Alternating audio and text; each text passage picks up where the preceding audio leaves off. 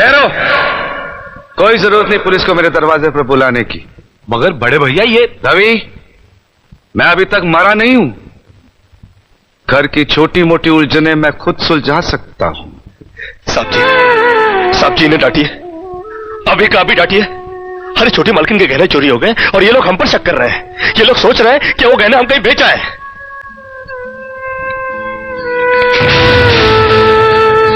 बाकी के रुपए कहां हैं कृष्णा? क्या पूछा आपने साहब जी? मैं पूछ रहा हूं कि बाकी के रुपए कहां हैं? ये आप पूछ रहे हैं साहब जी अपने कृष्णा से? देखो कृष्णा, गलती हर इंसान से होती है। तुम मुझे सही सही बता दो कि गहने तुमने कहां बेचे, मैं तुम्हें कुछ नहीं कहूंगा। अब कहने के लिए बाकी ही क्या है साहब जी? एक छोटा सा सवाल पूछ के आपने बहुत कुछ कह दिया है साहब जी। कृष्णा, बात को आगे मत बढ़ाओ। बात आगे बढ़ चुकी है साहब जी, बात आगे बढ़ चुकी है।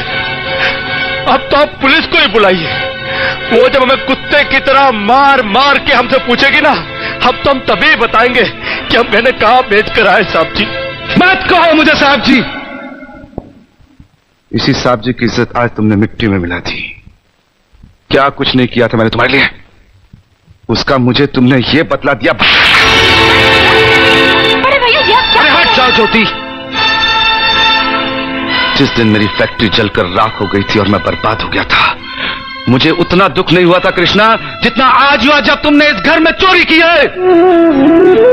साहब जी,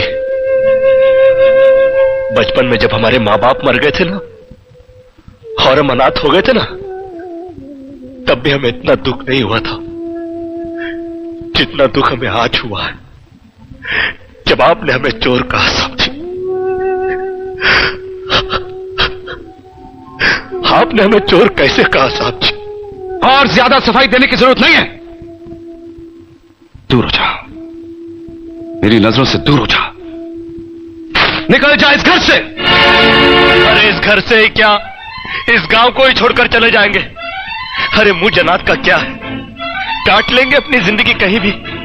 इतने साल इस घर में बेफिक्री से ये समझकर काट लिए कि साहब जी का हाथ है हमारे सर पर।